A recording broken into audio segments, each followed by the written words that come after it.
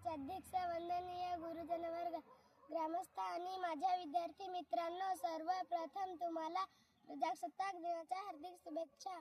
आजचा दिवस आपल्याला प्रत्येकासाठी अभिमानाचा, आनंदाचा दिवस आहे.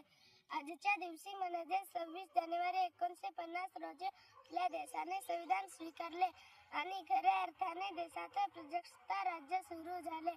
गुलामगिरी संपली, झाले गणराज्य, सत्ताधारी बनले चालक, जनता झाली मालक.